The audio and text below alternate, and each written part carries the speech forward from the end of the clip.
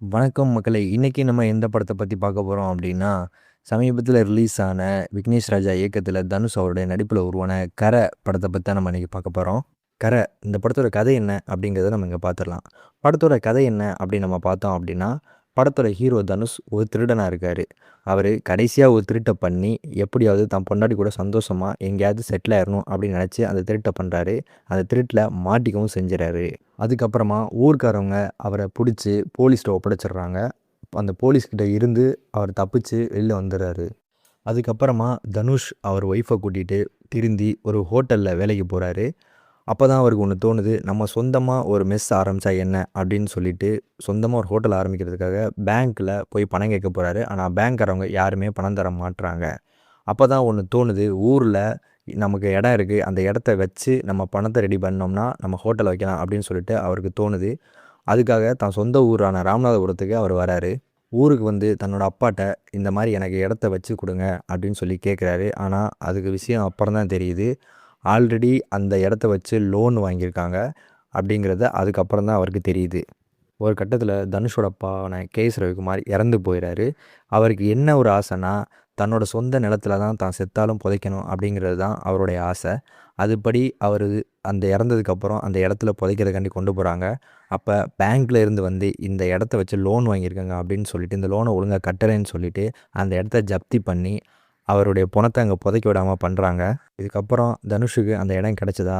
அந்த இடத்துல கே.எஸ். ரவிக்குமார் அவருடைய பொணத்த அடக்கம் பண்ணாங்களா? என்ன நடந்துச்சு? அப்படிங்கிறது தான் இந்த கரை படத்துடைய மொத்த கதையே. இந்த படத்த பொறுத்தளவுக்கு ஒரு விஷயம் மட்டும் நான் சொல்லிர்றேன். தயவுசெய்து போர் தொழில் படம் மாரியே இருக்கும் அப்படின்னு சொல்லிட்டு யாருமே இந்த படத்த எதிர்பார்த்து பார்க்காதீங்க. ஏன்னா, போர் தொழில்ங்கிறது ஒரு கிரைம் த்ரில்லர் சரிங்களா? அதோடைய ஜானர்ங்கிறது வேற. போர் தொழில்ங்கிறது ஒரு படம் தான். அதுக்காக 10 படம் அப்படியே வந்துக்கிட்டே இருக்காது. சரிங்களா?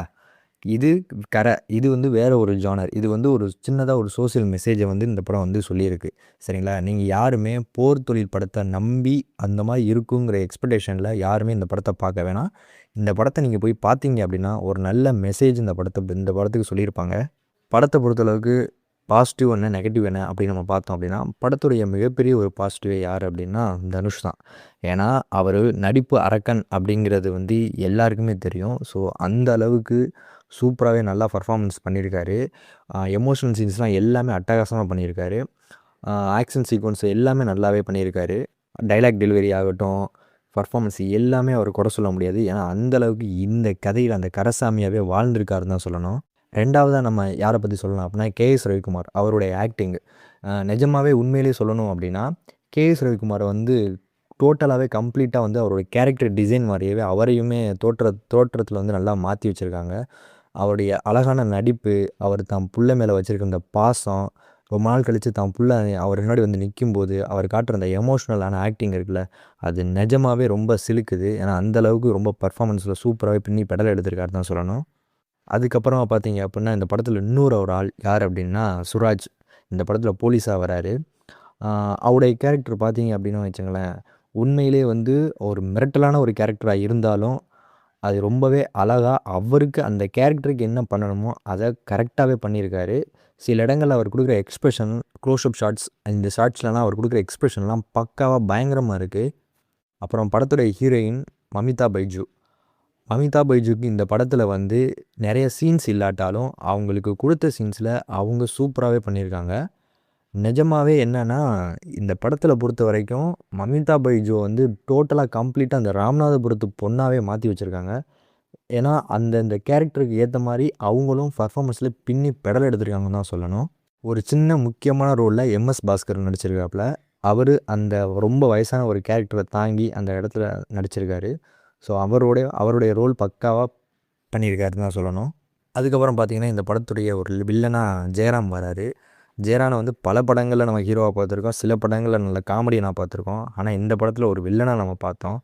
ஆ நீங்க நினைக்கிற மாரி வில்லன்னா வந்து பயங்கரமா கத்தி பேசுறது, சவால் விடுறது அந்த மாரி எந்த ஒரு வில்லத்தனமும் இல்லாம, சட்டிலா அந்த கதைக்கு என்ன தேவையோ, அந்த கதாபாத்திரத்துக்கு என்ன தேவையோ, அத ரொம்பவே அழகா நேர்த்தியாவே பண்ணியிருக்காருன்னு தான் சொல்லணும். படத்தில் தனுஷோட அம்மாவாக ஒரு ரோல் இப்போ ஒருத்தவங்க பண்ணியிருக்காங்க. ஸோ அவங்களுடைய ரோலுமே ரொம்பவே கதைக்கு என்ன தேவையோ அதுபடி சூப்பராகவே பண்ணியிருக்காங்க. ஆக்டிங் வைஸ் பார்க்கும்போது ஓவரால் எல்லாருடைய ஆக்டிங்குமே பர்ஃபார்மன்ஸ் ரீதியாகவும் சரி, யாருக்குமே யாரையும் குறைச்சி சொல்ல முடியாது. ஏன்னா அந்தளவுக்கு சூப்பராகவே அவங்கவுங்க கேரக்டருக்கு என்ன தேவையோ அதை கரெக்டாகவே பண்ணியிருக்காங்க. டெக்னிக்கலாக நம்ம பார்க்கணும் அப்படின்னா ஃபஸ்ட்டு வந்து இந்த கேமரா ஒர்க்கு. ஏன்னா இந்த கதையோட லேண்ட்ஸ்கேப், இந்த கதை எங்கே நடக்குது அப்படின்னா ராமநாதபுரம் மாவட்டத்தில் தான் இந்த கதை நடந்துக்கிட்டு இருக்கு. இந்த கதைக்கு அந்த ஒரு ட்ரைனஸ், அந்த ஃபீல் வந்து அந்த கேமரா மூடு தான் ஒரு ஆடியன்ஸை வந்து க்ரியேட் பண்ணும் படம் பார்க்குறதுக்கே. ஸோ அந்த மூட் செட் பண்ணுறது இருக்குல்ல, அது வந்து தேனி ஈஸ்வர் அந்த கேமரா ஒர்க்கில் தான் சூப்பராகவே பண்ணி அந்த ராமநாதபுரத்தில் என்ன மாதிரியான ஒரு ட்ரைனஸ், அந்த ஃபீலை அழகாக எப்படி ஆடியன்ஸுக்கு கடத்துறதுங்கிறத கரெக்டாகவே ரொம்ப தத்ரூபமாக ரொம்ப நேர்த்தியாகவே இந்த கேமரா ஒர்க்கில் அவர் கொடுத்துருக்காரு. ஸோ நிஜமாகவே இந்த படத்திற்கு ஒரு மெயினான பலமே பார்த்தீங்க அப்படின்னா இந்த கேமரா ஒர்க்கான தேனி ஈஸ்வர் தான். ஏன்னா அவர் தான் வந்து இந்த படத்துக்கு வந்து இந்த கேமரா ஒர்க்கை வந்து ரொம்ப சூப்பராகவே பண்ணியிருக்காரு. அதுக்கப்புறமா இந்த படத்தில் வந்து மெயினாக இன்னொன்று சொல்லணும்னா ஆர்ட் டிபார்ட்மெண்ட், கலை இயக்குனர் நம்ம பாராட்டி ஆகணும். கலை இயக்குனர் யாருன்னா மாயபாண்டின்னு சொல்லிட்டு ஒருத்தர் தான். அவர் தான் அந்த படத்துக்கு கலை இயக்குனராக இருக்கார். படம் பார்த்தீங்க அப்படின்னா 90களில் நடக்கிற மாதிரியான ஒரு கதையை தான் இந்த படம் வச்சுருக்காங்க. ஆனால் இந்த 90கள் நடக்கக்கூடிய இன்றைக்கி வந்து நிறையா செட்டு தான் இந்த படத்தை போட்டு தான் எடுக்கணும், வேறு வழியே இல்லை. அப்படிங்கிறப்போ இந்த படத்துக்கு நிறைய செட்டு ஒர்க் நிறையா பண்ணியிருக்காங்க. பேங்க்கே பார்த்திங்கன்னா கிட்டத்தட்ட ஒவ்வொரு விதமாக பேங்க் எடுத்திருக்காங்க. பஸ் ஸ்டாண்டு பார்த்திங்கன்னா ராமநாதபுரம் பஸ் ஸ்டாண்டு 90களில் எப்படி இருந்திருக்குமோ அதை அப்படியே செட் போட்டு ரொம்பவே அழகாக எடுத்திருக்காங்க. ஒரு சீன்லாம் பார்த்திங்கன்னா ஒரு சேசிங் சீன்ஸ்லாம் வரும். அந்த சேசிங் சீன் பார்த்திங்க அப்படின்னா அந்த இடத்துல வந்து ஒரு ஃபுல்லாக பார்த்தீங்க அப்படின்னா நல்லா ஒரு நெற்கதிர்கள் மாதிரி நிறையா அது இருக்கும். அதெல்லாம் பார்த்தீங்கன்னா செட்டு பார்க்குற நமக்கே நம்ப முடியாது, இது செட்டா இல்லை ஒரிஜினலுங்கிறது. ஆனால் அந்தளவுக்கு சூப்பராகவே கலை இயக்குனர் மாயபாண்டி வந்து ரொம்ப சூப்பராக ஒர்க் பண்ணியிருக்காரு. அப்புறம் வந்து இந்த படத்துடைய ஸ்டண்ட் மாஸ்டர் தினேஷ் காசி அவருடைய பேர். அவர் பார்த்தீங்க அப்படின்னா இந்த கதைக்கு ரொம்ப லைவாக ரியலிஸ்டிக்காக என்ன பண்ணணுமோ ஒரு ஆக்ஷன் பிளாக் அப்படின்னா கதையோட ஒட்டி தான் போகணும். அந்த கதைக்கு என்ன தேவையோ அது அப்படியே தான் இருக்கணும். கொஞ்சம் அந்த ஓவர் டோஸ் ஒரு ஓவராக ஆயிடுச்சு அப்படின்னா இந்த படம் வந்து ரொம்பவே ஃபைட் சீன் ரீதியாக கொஞ்சம் இதாக இருக்கும். ஆனால் அந்த கதைக்குள்ளேயே இந்த ஃபைட் சீன்ஸில் எல்லாமே ட்ராவல் ஆனது ரொம்பவே நல்லா இருக்குது. அவருடைய ஒர்க் ரொம்ப சூப்பராகவே இருக்குது. அதுக்கப்புறம் பார்த்தீங்க அப்படின்னா இந்த படத்துடைய மிகப்பெரிய ஒரு மோஸ்ட் பில்லர் அப்படின்னா ஜிவி பிரகாஷ் அவருடைய மியூசிக் இருக்குது பார்த்தீங்களா. படத்தில் வந்து சாங்ஸ் வந்து பார்த்தீங்க அப்படின்னா கிட்டத்தட்ட நிறையா சாங்ஸ்லாம் இல்லை அந்த படத்தில், ஒரு பர்டிகுலரான சாங்ஸ் தான் இருக்குது. ஒரு சில இடங்களில் வந்து அந்த சாங்ஸ் வந்து பேக்ரவுண்ட் சாங்ஸாக சில இடங்கள்லாம் வருது. ஸோ அந்த சாங்ஸ் எல்லாமே கேட்குறதுக்கும் நல்லாயிருக்கு, எமோஷ்னலாகவும் வந்து நமக்கு வந்து அந்த ஃபீல் கடத்துறது இருக்குல்ல, அது ஜிவி பிரகாஷ் சூப்பராகவே போட்டிருக்காரு. லவ் சாங்ஸ் வருது, மமிதா பைஜுக்கும் சரி தனுஷா ஒரு 2 காம்பினேஷனில் ஒரு லவ் சாங்ஸ் வருது, கண்ணம்மா அப்படின்னு சொல்லிட்டு ஒரு சாங். அந்த சாங்லாம் நீங்கள் பார்த்தீங்க அப்படின்னு வச்சுக்கோங்க, ரொம்ப வந்து ஒரு உயிரோட்டத்தோட அந்த ஒரு உணர்வு ரீதியாக சில பாடல்கள் தான் அமையும் படத்தில் பார்க்கும்போது. அந்த மாதிரி வந்து உணர்வு ரீதியாக வந்து அவர் நிறையா பாடல்கள் போட்டாலும் இந்த பாட்டு பர்டிகுலராக ரொம்பவே அழகாக இருக்குது. அதுக்கேற்ற மாதிரி ஸ்க்ரீனும் நல்லா பண்ணியிருக்காங்க. பேக்ரவுண்ட் மியூசிக்லாம் பார்த்தீங்க அப்படின்னா கிட்டத்தட்ட வந்து இந்த படத்துடைய ஆர்ஆர் தான் மிகப்பெரிய பலமே. பேக்ரவுண்ட் மியூசிக் ஒவ்வொரு சீன்லேயுமே பேக்ரவுண்டு வந்து நல்லா சூப்பராகவே மியூசிக் போட்டிருக்காரு. நிஜமாகவே மியூசிக் தனுஷ் வந்து நடிப்பு அரக்கன் அசுரன் என்ன வேணால் சொல்லலாம். அதே மாதிரி ஜிவி பிரகாஷை மியூசிக்கில் அவர் அசுரன் அரக்கன் என்ன வேணாலும் நீங்கள் சொல்லலாம். ஏன்னா அந்த அளவுக்கு மியூசிக்கில் ஒரு மெலடி ஆகட்டும், ஒரு இந்த கதை நடக்கிறது பார்த்திங்கன்னா ஒரு ராவான ஒரு இதில் நடக்கிறதுனால அதுக்கு என்ன மியூசிக் மாதிரி போடணுமோ அதை பக்காவே போட்டு கொஞ்சம் கூட பிசுறே இல்லாமல் இந்த மியூசிக்கை வந்து போட்டு இந்த படத்தை மிகப்பெரிய தூக்கி நிப்பாட்டுறதுக்கு மெயின் பில்லரே ஜிவி பிரகாஷ் தான். அந்தளவுக்கு சூப்பராக போட்டிருக்காரு மியூசிக். அதுக்கப்புறம் பார்த்தோம் அப்படின்னா இந்த படத்துடைய டைரக்டர் விக்னேஷ் ராஜா வந்து ஆல்ரெடி பார்த்தோம் அப்படின்னா போர் தொழில் அப்படிங்கிற ஒரு படத்தை வந்து அவர் நம்ம கொடுத்து வந்தார்.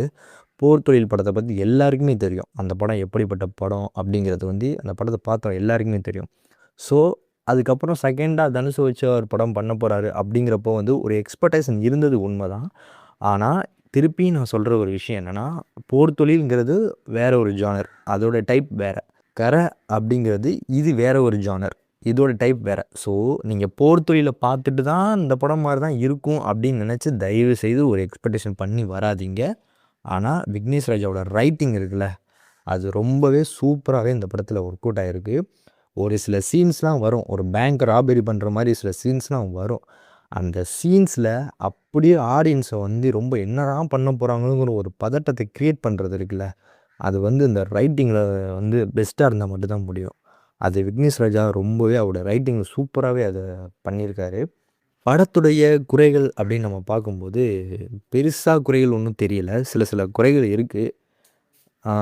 படத்த பார்த்தீங்க அப்படின்னா, ஓப்பனிங் சீன்ஸ்லாம் பார்த்தீங்க அப்படின்னா, ரொம்ப ஒரு பதட்டமா ஒரு 10 படம் ஆரம்பிக்கிறதுக்கு ஒரு 10 நிமிஷத்துக்கு முன்னாடி பார்த்தீங்க அப்படின்னா, ரொம்ப பதட்டத்தோட நம்மள வைப்பாங்க. அது அப்படியே டேக்கப் ஆகி நல்லா போயிட்டுருக்கு. டக்குன்னு பார்த்தீங்க அப்படின்னா, ஒரு 15 நிமிஷம், 20 நிமிஷம் ஸ்லோவாயிரும் படம். அதுக்கப்புறம் பார்த்தீங்க அப்படின்னா, நல்லா ஃபாஸ்ட்டா மூவ் ஆகி இன்டர்வல்ல முடிச்சிரும். செகண்ட் ஹாஃப்லாம் நல்லாவே போச்சு. ஆனா என்ன ஒண்ணுனா, அந்த ஒரு 15 நிமிஷம், 20 நிமிஷம் கொஞ்சம் வந்து நல்லா விறுவிறுப்பா குடுத்துருந்தாங்க அப்படின்னா, இது இன்னும் சூப்பராவே வந்திருக்கும். ஃபர்ஸ்ட் ஹாஃபும் சரி, செகண்ட் ஹாஃபும் சரி 2மே வந்து ஃபர்ஸ்ட் ஹாஃப் விட செகண்ட் ஹாஃப் ரொம்பவே அழகா ஃபாஸ்ட்டாவே போச்சு. ஃபர்ஸ்ட் ஹாஃப் மட்டும் பார்த்தீங்க அப்படின்னா, கொஞ்சம் ஒரு 15 நிமிஷம் ஸ்டார்ட்டிங்கில வந்து கொஞ்சம் ஸ்லோவா போச்சு. மத்தபடி எங்கேயுமே லேக் ஆகல. படம் பார்த்தீங்க அப்படின்னா, கிட்டத்தட்ட பாருங்க 2 மணி நேரம் 41 நிமிஷம் ஓடுது. ஆனா, ஃபர்ஸ்ட் ஹாஃப்லாம் பார்த்தீங்க அப்படின்னா, கொஞ்சம் லென்த்தியா போற மாரியே ஃபீல் ஆச்சு. அது வந்து உண்மதான். அது நம்ம மறுக்க முடியாது. அதே மாரி செகண்ட் ஹாஃப்பும் பார்த்தீங்க அப்படின்னா, கிட்டத்தட்ட கொஞ்சம் ரொம்ப பெருசா இருக்கோ படம், ரொம்ப வேகமா நெறையா போயிட்டுருக்கோ அப்படிங்கிற மாரிலாம் தோணுச்சு. ஒரு சில லாஜிக் மிஸ்டேக் இருந்தாலும், கரை வந்து நிஜமாவே வந்து ஒரு நல்ல படம். ஒரு நல்ல மெசேஜ் சொல்லியிருக்காங்க இந்த படத்துக்கு. வழக்கமா ஒரு படம் கதை நடக்கிற அந்த லேண்ட்ஸ்கேப் பார்த்தீங்க அப்படின்னா, ஒண்ணு கேமரா வந்து மதுரையில வைப்பாங்க, இல்ல சென்னையில வைப்பாங்க, இல்ல கோயம்புத்தூர், தூத்துக்குடி, திருநெல்வேலி இந்த மாரி சரௌண்டிங்கில வைப்பாங்க. ஆனா ராமநாதபுரத்த ஒரு லேண்ட்ஸ்கேப்பா இந்த கதை இங்கே தான் நடந்த கதை, இந்த கதை இங்கே தான் நடக்கிறது அப்படின்னு சொல்லிட்டு, ஒரு ராமநாதபுரத்துக்காக ஒரு நல்ல கிரவுண்ட் ஒர்க் பண்ணி இந்த படத்த எடுத்ததுக்காக விக்னேஷ் ராஜா அவருக்கு மிகப்பெரிய ஒரு பாராட்ட நம்ம தெரிவிச்சுக்கலாம்.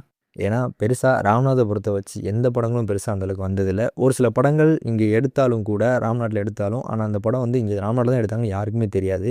ஆனா இந்த கதையே பார்த்தீங்கன்னா, ராமநாதபுரத்தில நடக்கிற மாரி அமைச்சிருக்காங்க. ஸோ, அதனால வந்து விக்னேஷ் ராஜா அவருக்கு பாராட்டை தெரிவித்துக் கொள்ளலாம் நம்ம. மொத்தத்தில கரை படத்த பத்தி சொல்லணும் அப்படின்னா, கரை உண்மையிலேயே ஒரு நல்ல படம் தான்.